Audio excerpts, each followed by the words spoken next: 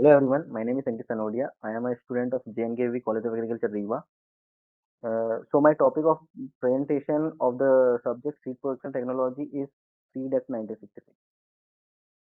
So the full title of the Seed Act 1966 is an act to provide for regulating the quality of certain seeds for sale and for matters connected therewith.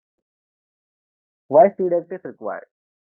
For quality assurance, for standardization of seeds, for certification, for varietal registration, for consumer protection, for research and development, for trade facilitation. The Seed Act 1966 was Act number 54 of 1966, enacted in December 29, 1966. Enforcement date 2nd September 1968, came into force in 2nd October 1969. The total section in Seed Act 1966 is 25. Amendments were happened in 1972, 73, 74 and 81. The silent features of the Seed Act is number one, applicability. It is applicable only to notified kinds or varieties of seeds and vegetatively propagating materials used for growing. Sanctioning legislation.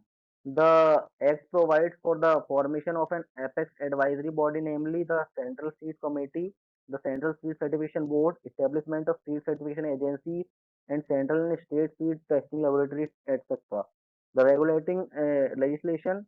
The Act provides for the provisions for notification of kinds or varieties to be brought under the preview of the Seed Act regulation regarding the sale of the seed and the establishment of a suitable seed enforcement machinery. These are the 25 sections of the Seed Act 1966. Section 1, short title, extent and commencement. This act may be called Seed Act 1966. It extends to the whole of India. Section number 2, definitions. According to the Seed Act, there is definitions that had been given. Uh, that is seed, any food crop, including edible oil seeds and seeds of fruits and vegetables, uh, cotton seeds, seeds of fodder crops, jute seeds. Section number 3, Central Seed Committee. To advise the central government and the state governments on matters arising out of the administration of this act and to carry out the outer functions assigned to it by or under this act. Section 4, Central and State Seed Laboratory. The central government may by notification in the official gazette establish a central seed laboratory or declare any seed laboratory as a central seed laboratory to carry out the functions entrusted to the central seed laboratory by or under this act. Section number 5 is power to notify kinds or varieties of seeds. If the central government, after consultation with the committee, is of opinion that it is necessary or expedient to regulate the quality of seeds of any kind or variety to be sold for purposes of agriculture, it may by notification in the official gazette. Section number 6, power to specify minimum limits of germination and purity, etc. Section number 7, regulation of sale of seeds of notified kinds or varieties. Section number 8, certification agency. The state government or the central government, in the consultation with the state government, may, by notification in the official gazette, establish a certification agency for the state to carry out the functions entrusted to the certification agency by or under this act. The Central Seed Certification Board to advise the central government and the state government on all matters relating to certification and to coordinate the functioning of the agencies established under Section 8. Section number 9, grant of certificate by certification agency. Any person selling, keeping for sale, offering to sell, bartering or otherwise supplying any seed of any notified kind or variety may, if he desires to have such seed certified by the certification agency. Section number 10, revocation of certificate. If there is any misrepresentation of data found, then the certificate can be revoked by seed certification agency. Section number 11, appeal. The person can appeal against the revocation within 30 days of revocation. Section number 12, seed analyst. The state government may by notification in the official gazette appoint such person as it thinks fit, having the prescribed qualifications to be seed analyst and define define the areas within which they shall exercise jurisdiction. Section number 13, seed inspector. The state government may, by notification in the official gazette, appoint such person as it thinks fit, having the prescribed qualification to be seed inspectors and define the areas within which they shall exercise jurisdiction. Section number 14, power of seed inspector.